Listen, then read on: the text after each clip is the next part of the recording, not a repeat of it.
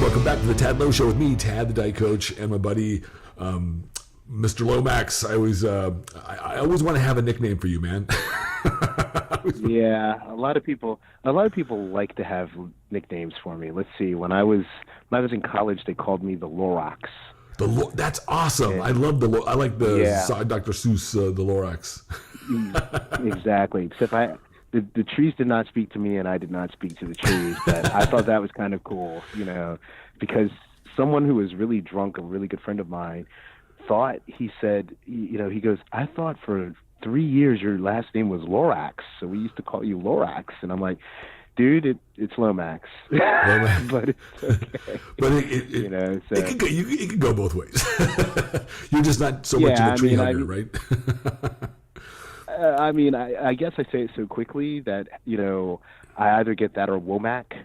I get that a lot. So, okay. Yeah, because I don't get it personally, but I don't either. It's better than what people, like my nickname for, like when I'm in England and they see that my name is Nigel, they call me Nige, and I don't like that. Nige. I'm like, yeah. Hey, Nige. Nige. I mean, the name is already short enough. You don't really need a short. I remember in the 70s, I was growing up, and there was that show, what was it called? It was, I forgot, but there was a guy on there by the name of Roger, and his buddies go, "Hey, Raj." Oh yeah. It was like what's happening? Yeah, what's happening? What's happening? That's right. Yeah. One of those first. We got that in Canada. Yeah. We got that in Canada too. Yeah, and the funny part about it was there wasn't that many black people there when I lived there, and so it was kind of funny because we were like, we don't know any of those people. But what's weird about that is that I went to Toronto last weekend, and my ex always says, "Oh, they probably are calling you back because they want their only black person back, along with Drake." So there's two. And I have to admit, there are a huge amount of black people. I mean, I was like, yeah, I don't think you can say that anymore. One of my friends, a lot of black people in Toronto. One of my black friends said, "There's a reason." This is what he thought. The reason why there weren't that many black people in Canada, or at least it's because he thought it was too cold. Yeah, a lot of people think that, but it's really it's hilarious because you'll see. I mean, Toronto is like one of those places that it is so like diverse. It's just weird. I mean, it's probably one of the most diverse cities in the world. Every time I've been to Toronto, it seems pretty diverse. And actually, I really love Canada. It's one of those places where whenever I go, all the people that I run into are always really nice and very cordial. And so it's very reminiscent to me of like a cross between like Boulder, Colorado, and like Seattle. To me, that's what it feels like. But yeah, that's what it feels like to me. That's about right. Yeah, yeah, without the attitude. Because here in the United States, we kind of have attitude. I thought about my diet while I was there. I had seal. Seal? Which is seal, yeah. So we went to a first person, so we call... I'm pretty sure I didn't put that on your diet. We call Aboriginal. I'm sorry? I said, I'm pretty sure I didn't put that on your diet. I'm pretty sure that I didn't put that on your diet. No, but it's high in protein, but we call what you call Native Americans first people or Aboriginal people. Sure. And we call them first people. And so there's a whole bunch of first people, restaurants in Canada. It's not a trend. It's just something, it's kind of like sustainable food and everything, but with culture. And we went to one, and their big thing was seal. So we had seal tartare. Wow, was it good? It was really good. Yeah. It's really. Yeah. I mean, I had no problems eating it. My ex was kind of like, I feel really bad, and I'm like, it's dead. There's nothing you can do for it. It's like, this is the circle of life, man. Haven't you watched The Lion King, man? It's the fucking circle of life, man. Exactly. I really, it's kind of funny because as a very compassionate, loving person that I consider myself to be in this world, and very understanding to all different kinds of people and animals and all that, and I'm very sensitive to the earth and all these kinds of things. I absolutely believe that everything has its function, and it's not. And sometimes it's okay to eat some cow and some some of this and that. Yeah. I don't have a problem with it. I think that's kind of part of this. Really, to use my joke, is really kind of part of a circle of life of sorts. Nothing, if we just let everything like, grow and like run around wild everywhere, we'd have shit all over the place. We have animals everywhere. Well, the interesting part about it is that they. That's an exaggeration. So there's certain rules about killing seal. That's one, in Canadian water, and two, they use every part of the seal. So it's not like they just use the meat and that's it. They use the seal, completely. So you're not wasting anything. So, because First Nation people have, the right idea that if you kill something, if you take something out of the earth or out of the circle of life, you're supposed to use all of it in some way or the other to benefit. You can't leave something, unbeneficial. So, and if you do, then you need not kill that animal or, whatever you're killing. So there was a great, I hear.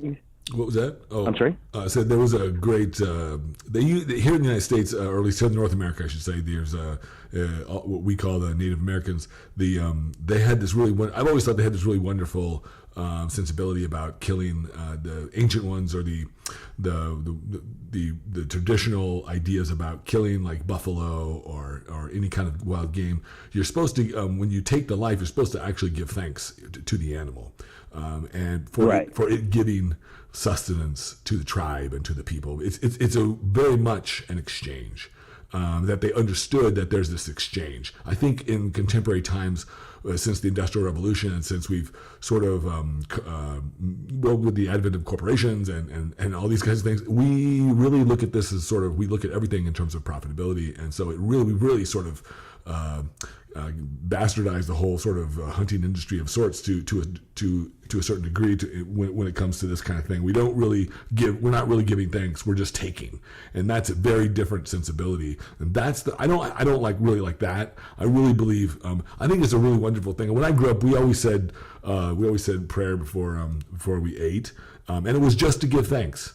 It was just to give thanks for the meal and for the nourishment to our bodies. And I think that's the right attitude, to do. I do it still today. I give thanks for the food that I have and the roof over my head. I think it's important. It also goes hand in hand with this attitude of gratitude that I'm always promoting, because gratitude just one tiny step away from appreciating. And once you get there, it's easy to go to all these wonderful other great feelings. So, but I do think that we kind of have a very consumeristic sort of attitude towards a lot of things, and it can get out of hand, and I think that's part of the problem. And when it comes to that kind of thing, but I do believe that it's natural for animals to eat other animals. I think it's completely natural. No, and it was very tasty, and when I converted to Judaism, one of the things that we pray a lot, pray an awful lot, but one of the things that you do is you pray when you wake up. Right. So it reminds you that life is not one that's always granted to you. That you should be thankful for the fact that you have life and you have sustainability, and that there was creation, and creation begot you, and so on and so forth. So I view that like, when you bless food, it's the same thing. You are lucky to have substance in order to live and be, but I noticed that people don't cry when they eat broccoli. Right. Exactly. People don't. Well, I think we go, oh my God, the broccoli. We very much humanize everything, right? Like animals, we give them personalities, and we sort of project our own sensibilities, our own ideas, our own feelings onto things. I remember somebody asked me once, I think it was, I don't know if it was my ex-girlfriend or ex-wife or whatever, but we were leaving the house or something with the dog, and they were asking about, the dog's going to be sad. I'm like, the dog's not going to be sad. The dog's going to be the dog. Like, he doesn't know that. Obviously the dogs can get, I think, sad. I absolutely believe that, but they don't really think like that. They don't think this dude is never coming back. I just don't think that. I think they're just waiting for the next opportunity to be happy. And and I think that's why every time I come through the door, my dog pisses himself practically. It's like, exactly. I think that they do have the sensibility to be sad. They do. I do remember. I just don't think that they're not projecting. I don't think they're projecting it into we project things. We anticipate. No, but but I do think, like, when my mother died, my dog, well, her dog, I just say that I'm the dog's surrogate dad, but RTD, that's what we call her. RTD? Reagan actually wouldn't eat. Oh yeah. Oh. So RTD. So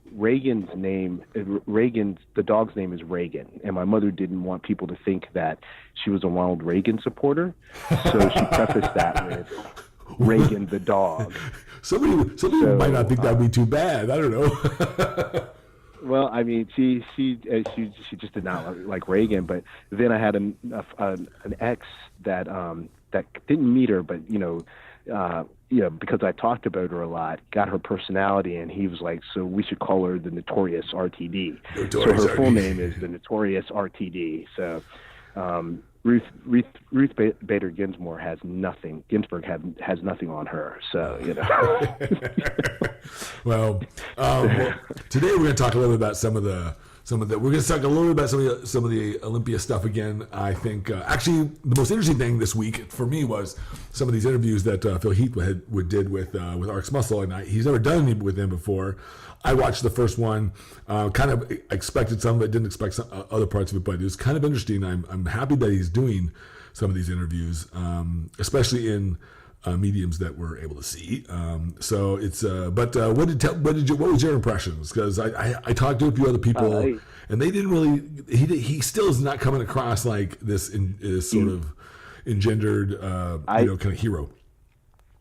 I think the interview that he gave soon after, right after, a couple of hours, maybe, during the next day, when there they had three parts. I think there were 3 parts of the interview. They broke it up. The first one when they had the forum when they were in Vegas. I'm talking about the RxMuscle interviews. He looked really good. Oh, okay, yeah. I'm sorry? I was talking about the RxMuscle. Yeah, I think it was for Generation Iron.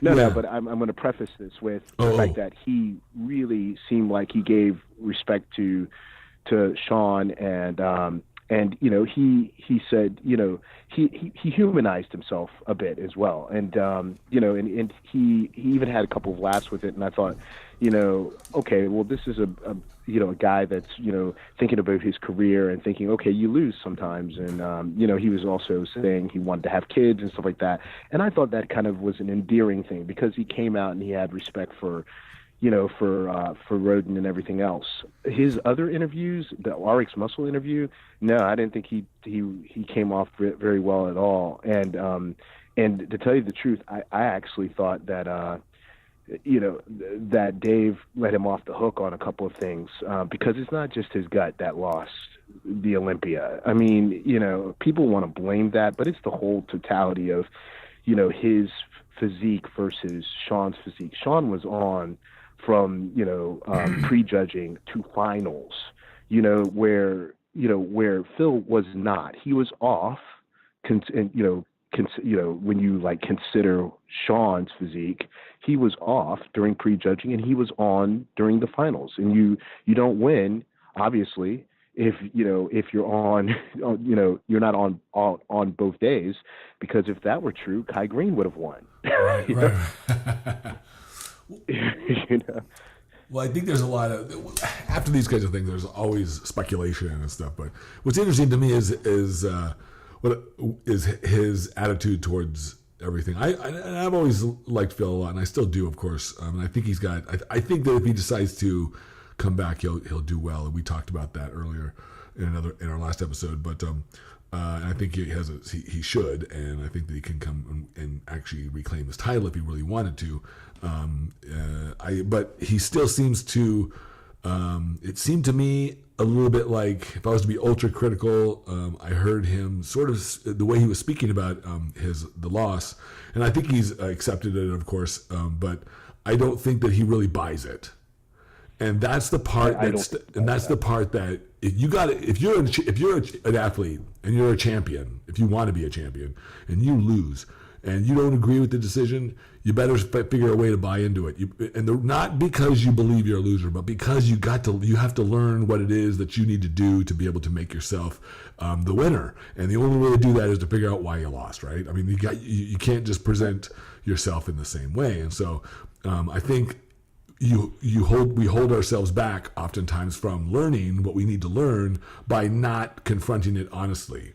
Like, you lost. Even if you don't agree, that's okay, but there were some people that didn't agree with you, and you lost, and so you have to find a way to figure out why that is, so that you can make the appropriate modifications or at least have a better idea of how you're being viewed, so you can present yourself in a way that's going to be more conducive to winning, because he's obviously able to do that. He's done it 7 times in a row at the Olympia.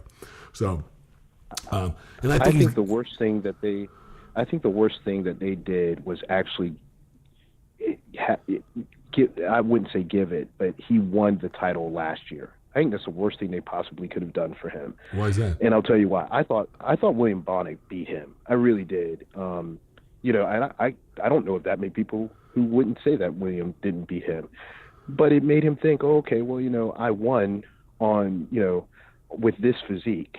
Pretty much all I have to do is, streamline a little bit, and I could still win with a streamlined physique. So to me, it didn't seem like he improved on anything, to be quite honest with you. It was kind of like, I'm not going to really take it seriously that if I don't come in complete, I'm not going to win. Somebody's going to have to knock me out. And, it's not his fault, because I think it's really the judge's fault in a way, or the criteria's fault, because it's completely right. You have to knock out the champion, at the Mr. Olympia. It seems like there's only been 2 times that a complete knockout has won. One of them was Dexter, because that wasn't a complete knockout, but I mean, it was close enough, and Roden. Right. So if you're going on past history and everything, he's right. He could have a body part that is not necessarily a great body part, but in his overall and everything, minus that body part, if somebody doesn't knock him, completely out, he would have won. And I think it was just, to me, I think that was the wrong idea to send to him. And I think you're absolutely right. By him thinking, and Sean Ray said it in his interview, by him thinking that he lost on abdominals only is not going to make him better. Right. And, exactly. I hope he thinks about that a little tiny bit more, because to tell you the truth, I had Rolly in second place. I would have had no problems putting Rolly in second place. Yeah, well, I think I did think that Phil won last year by a margin, but I thought it was a good decision. But again, like, that's the great thing about the sport. It's a sport of opinions, and I have mine, you have yours, the judges have theirs, and the ones that really matter are the judges in terms of the placings. So, right. But yeah, I mean, but if you want to try to fit into that sort of into that framework of what those judges' opinions are gonna distill out in terms of first place, then you probably need to. Then the last thing you really want to do is say that they've mishandled it, or they got it wrong. Right.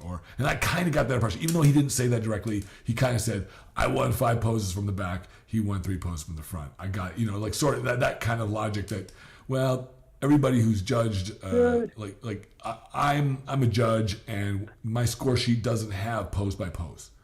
Okay, that's not the way it's judged. It's judged by the person in its entirety compared to the other people. So you have to judge the entirety of it. You can keep track of poses if you want, but history has shown that you can. I mean, everyone says that shows are won from the back, but it's not true. I've said it for years. It's totally not true. It just happens to be not true. It just happens to be that most of the Olympian winners have fantastic backs, but that doesn't mean that's what's winning it for them. And it doesn't mean that's what sets them apart. Yeah, although it can. I'm just saying it's not that way every time. And when you have a year like we had this year, it was like everything was primed for Phil to lose. That's the shitty thing, so to speak. And everything was primed for somebody else to kind of sort of step in that spot. I do think this, though. My honest opinion is this, that it was wonderful to see Sean win, and I think it's well deserved. But I think he's gonna have to continue to fill out to be able to, because I know if I were Phil, I'd come back this next year and I'd be my old full round 3-dimensional self, and when he has that, it's hard for Sean to stand next to him and look thick and look as big and look as complete as Phil is. That's just my honest truth as a judge. When I see that, I go, okay, well, he edged him out. He edged him out.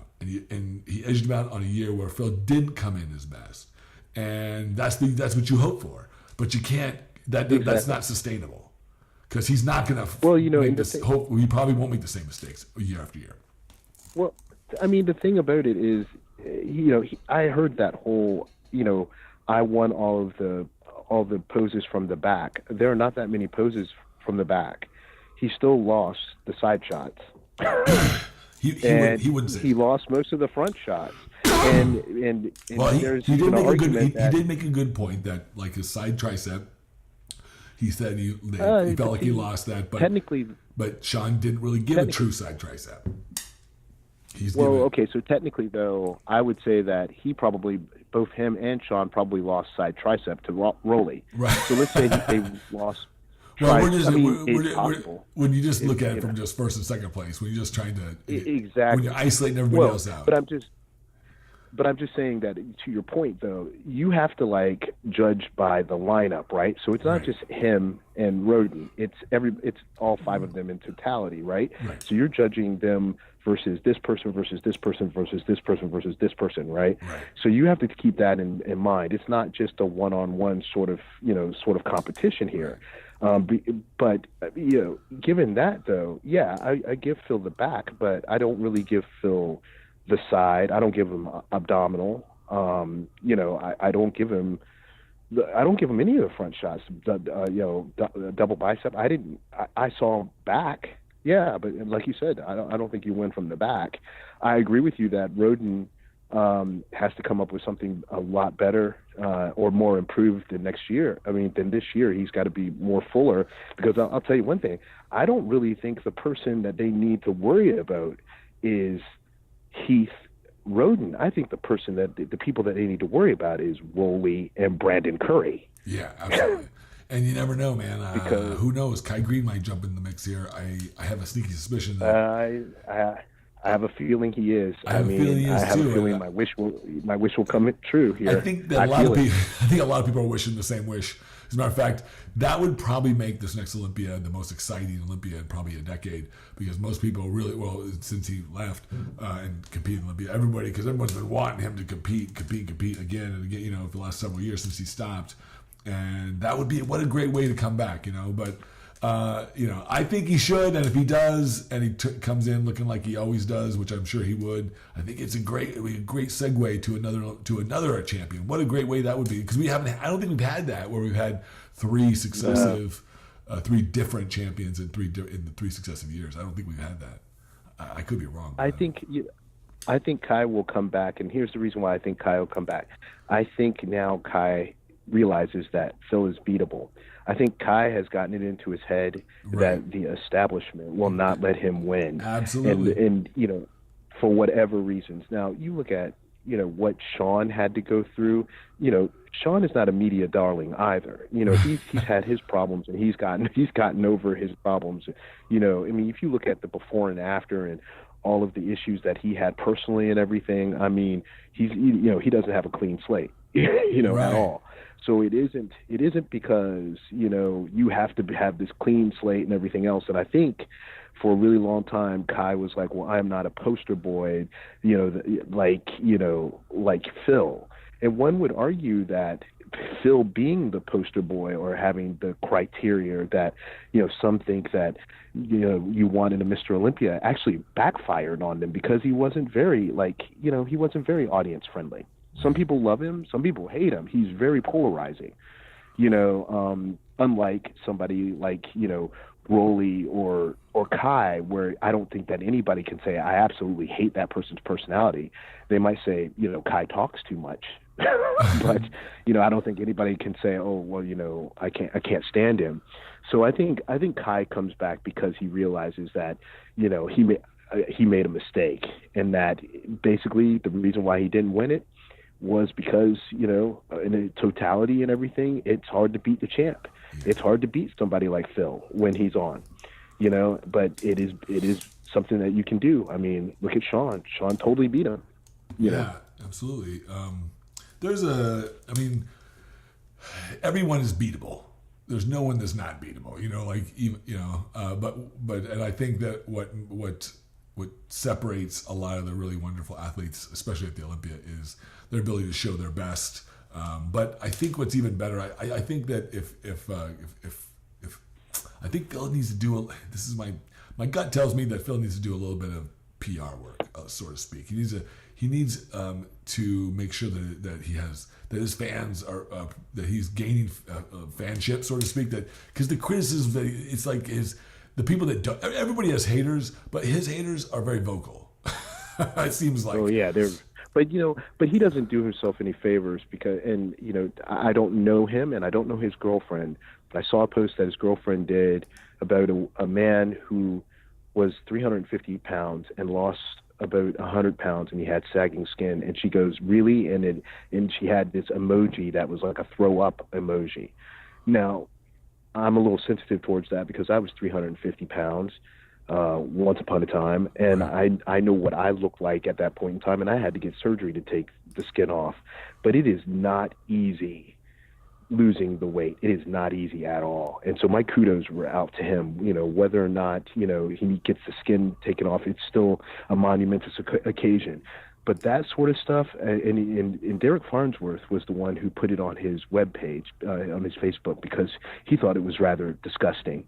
I don't think that. I did see really. that. I think it's good. Yeah, I think it's awesome that people, well, you can't. I understand. You're right. I mean, it's probably not the best kind of projection in any arena, but I can't hold it against him for her. No, but I'm just, but when she says that she speaks for him, and a lot of her IMs and stuff like that, I speak for him, blah blah blah, then it does kind of fall back on him. I think they both need some PR representation or something, because I'm sure he's a really nice guy, because it seems like during the interview that I saw of him, like right after the Olympia, he was likable, he was engaging, he was funny, he really was. But, he gets on, RxMuscle, and he becomes, somebody that you wouldn't really want to have a beer with or, have food with or something to that effect. And by the same token, I thought Dave kind of softballed it, because, he was saying, all these things about, I don't understand why Phil wouldn't answer the question about his race and stuff like that. And he treated him with kid gloves. I mean, if you have that much of a problem, if you really wanted to know why Phil wouldn't do it, then engage in a conversation about why his race, why he thought his race, that topic was something that he did not want to discuss, Yeah. And that, that to me, at least if I knew, to me it was just everybody knows that, like, Dave, and I love Dave, but everybody knows Dave likes to stir the pot a little bit. And I think, when you're coming up to the Olympia and the biggest show, the only show you're doing, so to speak, from Phil's perspective, right before Olympia, and I guess I give him a little latitude to be a little sensitive.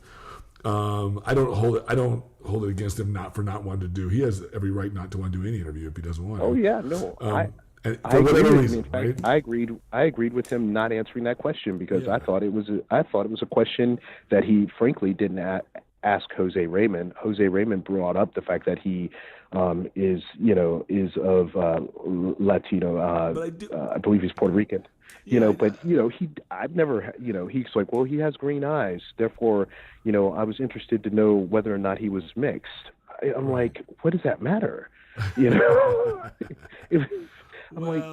does that relate to bodybuilding? You never know what line of questioning Dave had, but I think what he was trying, my guess would be, it would be an interesting question to ask in relationship to how he got started and to what was important to him. Maybe that's a thing, but whatever the case is, I don't know what Dave's, but I could understand why he would be, but I don't see why he couldn't throw that question out. Well, yeah, and that Instead of just saying, would let's have just been scrap the whole one of the things I would have just thrown out, or either that, or to tell you the truth, I would have, if I really wanted a provocative interview with Phil Heath, I probably would have waited until after the Olympia, because, nobody's got their head on straight when they're like dieting like that. Are you kidding me? Of course he's going to be irritable like that. I mean, I'm not the biggest Phil fan in the world, but I am a human being, and I have dieted for show. And you've dieted for many shows, and you don't want to answer questions, especially questions like that where you think are 2 weeks before the show, man, you're pretty focused on just getting this thing done. It's not really not the best time to do interviews. Most athletes don't even want to do it. It's because their mind is somewhere completely different usually. It's like they're trying to their mind is really at the show. So exactly, yeah. So I understand that. When I prepped for a show, in fact, the coach that I had back then, they came down a week in advance just to drive me, because they said I wouldn't even have knowledge of where I was driving. So I was like, I mean, it didn't turn out to be that way. I mean, I actually worked during the time, but in retrospect, like this year, I'm not working. A week before. I mean, that's crazy. You don't want to do. You don't want to answer questions, and you definitely don't want to, tax your brain. So if I were Phil, I probably would have just said, "No, I'm not going to do that interview. You can have the interview after the Olympia," and I think that would have been completely acceptable. Yeah, he did do it after. So, and he did do it after the Olympia, exactly. I wonder why. But it was, it was I think one of the reasons why he did it was, I think he does want to clear up his persona, but I think it just came off wrong. When you say things in your head, it sounds really great, but then when it comes out, it's not so great. And then all of the stuff that really got you mad and everything, or you think is unfair, sort of like enters in your brain and out your mouth during that whole conversation. Right. And I think that's what happened to him, because it seemed like it was going to be a very congenial sort of like interview. And then it turned into, I didn't see the end. So what happened at the end? I didn't see the end, but, it turned into, I lost because of my abdominals, which I still don't understand. Well, I don't understand. My guess is that's the biggest pressing issue right now for him because of the tear. I mean, I think he had the surgery to correct his hernia, and then it was not really a success. They didn't put as much mesh in to contain it as they could have, or as they. I'm pretty sure they probably did it to try to give it the best look possible, but it ended up failing and ripping, I guess. They need to go back in there and correct it. So I think that's, and I can understand why that would be the most pressing thing on your mind. So you would automatically want to blame that or use that as the primary reason. And to a large degree, it did have a certain degree of weight in it. I don't know if it was completely the whole thing, because from my perspective, there were it wasn't. I didn't see his midsection as a complete. It wasn't horrible, but it was certainly. Sean Roden definitely had a better midsection in terms of, but that was the case, anyways. I don't think that. Well, I mean, if his midsection looked like Rolly's in 2016 or 2017 at the Arnold, right, I would agree with him. But his midsection didn't look like that, and his midsection really wasn't it was really the same as last year. So, and he won last year. So, the midsection was distracting, but I mean, he wasn't as sharp as Roden was, from prejudging. When Roden got on prejudging, you and I both looked at each other and said, that guy is on, and there were two people that we looked at each other and said they were on. One of them was Roden and the other one was Rolly. Yeah. So, in 212s, it was Flex, but when is he not on? Seriously. I mean, he's a fascinating but I'm just about to head out today to his show, the Flex Lewis Classic in near Nashville, and I've never been to that show, so I'm kind of excited to go. But he's interesting because with as we talked about before, him probably making that transition to the Open. But he's somebody that it was kind of, I found it interesting because with all the hoopla with Sean and Phil, the battle that was going on there, everybody kind of forgot about this sort of really milestone in bodybuilding of sorts, where Flex Lewis, who's won the title now for what 7 times, 8 times, right? 7 or 8 times. Yeah. And now retiring from that division, and who's really probably, I mean, his presence in the 212 is like Arnold's. He's so dominant, like he couldn't lose. People forget. I think we kind of forget this, like. All he did, and he's year to year. There was never been any time where people said, "Oh, that was not good." Like like he shouldn't have won that. Every year, it's like, "Oh man, easy hands down." Oh man, easy hands down. Exactly. Like, he's just such a every year, like somebody would be close. Like you look at Ashkenazi, right? Except his legs weren't. His legs weren't defined. You look at Jose, which I think is the closest. And, he doesn't have that beautiful put together physique at Flex. Flex has possibly, to me, the best physique in today's bodybuilding. Yeah, I mean, it is almost perfect. It is almost perfect. So, I mean, no. You mean aside from him being like a Keebler elf like us? Well, yeah,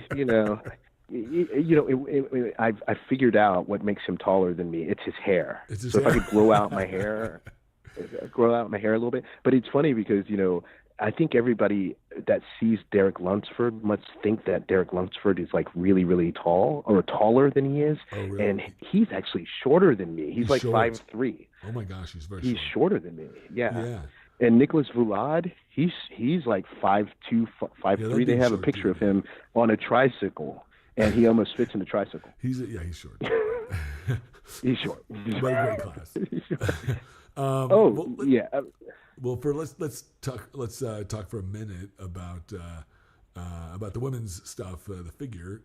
We didn't really go over a lot of this stuff, but we'll just quickly. I want to just quickly mention Sydney Gillian, who I really loved, and I think that obviously I thought she deserved it. Everyone, the real battle in that division, as you saw when we were there. Was between her and Candace Carter, and Candace won, actually beat her at the Arnold this last year, and then or was it this last year? Yeah, and then Sydney came back and beat her this week, and pretty convincingly, in my opinion. I know that some people, and it was 1 point difference between the two in terms of the scores, so it was a very close match. But in my book, I really liked. When Candace came out, for some reason, I felt that she was off a little bit. She wasn't quite as, and it was some of it was. I really think something to do with the oil or something.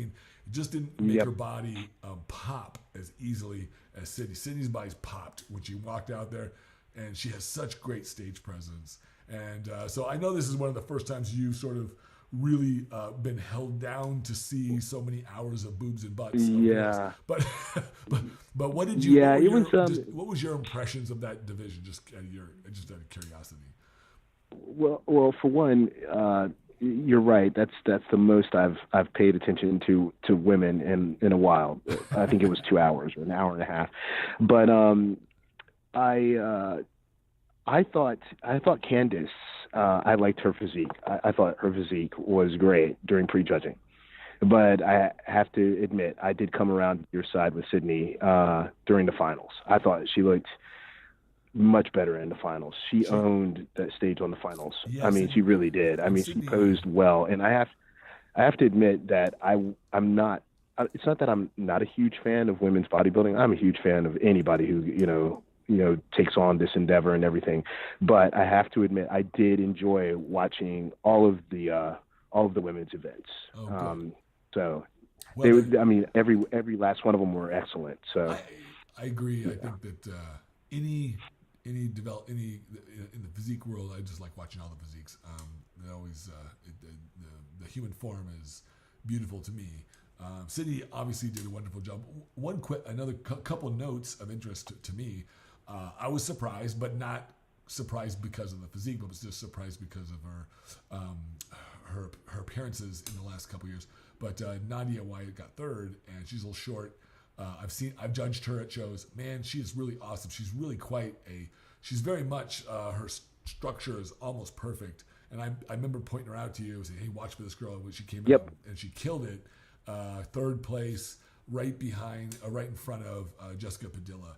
And Jessica, I believe my good buddy Arash, I think he coaches her, and she got fourth. And I was surprised. I judged her too at 2 shows, and she's done well. She did well at those shows too. I think she got first place at one, second place at another, I believe, and or second place, I think.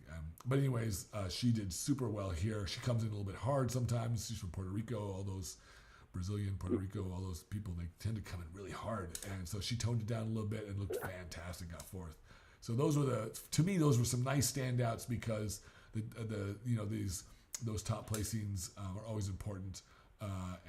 But especially, it was really nice to see. It's not always that we have somebody like Nadia winning third because she's so short. Oh yeah. I when you pointed her out, I said I automatically liked her physique. I thought that she looked great head to toe. And the first thing I said, she looks like the winner to me. And you said she's too short. Yeah, she's not gonna beat. Yeah. She's not going to beat the rest of them. But I mean, I enjoyed her physique. It might be because I'm a short guy. I'm so glad that they moved her up because she's completely worthy of that placing. Absolutely. Then there was the fitness division, and I'm kind of a partial fan of the fitness division just because I've coached so many of the fitness ladies. As a matter of fact, I've helped. Let's see, I'm just looking at the list of the fitness competitors here. I've helped several of these competitors in the past. One of them that I helped, who I was so happy to see got second place, was Rael Graber from Canada. Yeah. One of your Canadians. Sauer Yep, second place. I really kind of thought they would have her in first, to be honest, but Whitney Jones ended up winning first, and she always has great routines and great. So yeah, her routine was too good. Her routine is too good, though. Yeah, I mean, that's a great routine. Yeah, and that's the reason why she won. And so, in fitness, your routine is so much more important than in bodybuilding or in physique or anything else because you're actually judged on it, and it's 2/3 of your score. So you cannot have a shitty routine. You just have to have a good routine. So and then of course the physique round, which is the judging of the physique, that kind of definitely ties everything together. But you can see it's kind of a interesting trifecta because it's you got three parts to your score. 2/3 or 4 parts, 2/3 of it, or 3 parts, 2/3 of it is your posing routine, and that kind of seems logical for this particular one. But and I felt like this was good. Like this was definitely wonderful decisions.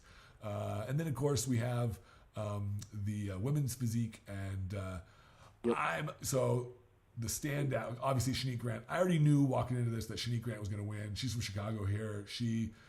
I've watched her for just a couple years. She's not very old. I think she's 21, 22 years old, and she's she just is like a superhero in the physique world, in my opinion. She has just really unbelievable proportions, tiny waist, round, bulbous shoulders. And if you saw what she looked like a few years ago when she first started competing, you go, what? You just wouldn't believe it because this shows you that you just don't know what you can create until you really start to really apply yourself. She's done a fantastic job. And then, of course, second place was Natalia Coolio. I love Natalia a lot. Again, another young competitor in the early 20s. She is a true sweetheart of a person. I love her. She's so positive. She's right after my own heart. But I think she's just such a darling of a girl and a woman, and I think she's going to have a really wonderful future ahead of her if she kind of is able to fill up her upper body just a teeny bit more so she can balance her legs and her upper body up a little bit better, then I think she stands a better chance of closing the gap with Shanique. But I don't know if anybody in this entire division is going to be able to beat Shanique. I'm sorry, nobody. Yeah, nobody's going to be able to beat Shanique. I just think this is going to be like Shanique's going to be like the Flex Lewis of the women's physique division. That's what I kind of think. So. Nobody's going to beat Shanique. So we might as well, as long as she wants to have the title, she will have that title. Yes. And if that means that she wants it 7 times, she will have it for 7 times. There's no one who's going to beat Shanique. Shanique was just perfect. I mean, there's nothing I can say about her other than she was perfect. Even her stage presence, everything was perfect. She went out there and she was almost like Phil Heathish. It was kind of like, I'm here. I'm going to do my poses. I'm going to collect my check and my medal. Bye. Well, finally, and the final division for the women was the bikini division. Always kind of an exciting division, but also at the same time, sometimes kind of boring for me. And I hate to say that. Yeah, I didn't. I have to admit that was the division I least liked the most. I don't know. Well, I mean, it was. I know you got a little confused with how do they judge this. Yeah, I mean, I'm like, okay, well, yeah, it was really confusing, and I don't know. You know, if I were straight and my girlfriend were going to be doing this division, I don't think I'd let her, or I'd ask her not to. Let her is really ridiculous, but ask her not to. I don't know. Sticking your butt out like that is just weird. You know. I hear you. Well, I definitely think that it is a really fascinating. I mean, it's a great division, but it's one of those things where the funny thing for me is that this is one of those divisions where there's always new faces. You know what I mean? So sometimes it's hard, right. like just like the men's physique. I think. So it's hard. So like in this year, we had one new person in the top three, which the second place finisher, Laura Lee, a Canadian. Yep. She was new to me. So she was new to the top five for certain. Angelica won. Texeria won again, first place, and she won last year. She's from, I think. I thought she was from Mexico. Now it says she's from USA, but she must have. Yeah, she actually. Yeah, she lives in New York. She has been for the longest time because she trains out of Bev Francis's gym. Because every time I've trained in Bev Francis's gym, she's always been there. But that is a division. Yeah, but that's a division that actually I can see her not repeating. Actually, I think that division is really wide open because there's some really good girls out there. Or women out there, and Laura Lee is one of them. I thought it could go either way, to be quite honest with you. I mean, I know my eye is not as good as some with bikini, but I mean, I liked Laura Lee's physique better, but that's just my opinion. Well, I mean, the Olympia was a wonderful Olympia this year. Lots of good surprises. Next year should be even better. I think so. Now, this week we're going to cut this a little short because I got to get out to the airport in about 2 seconds. But we're going to do another. I think next week we're going to talk about some issues, some of the issues that are going on in the industry. I want to just keep it interesting and of course because there's not always an Olympia to talk about. So, well, it's true, but I'm going to go on the record and say that I already have my Olympia. I already have my top on the Olympia. Yeah, I already know who's going to win next year. Okay, well, shoot it out there. Give it to me straight.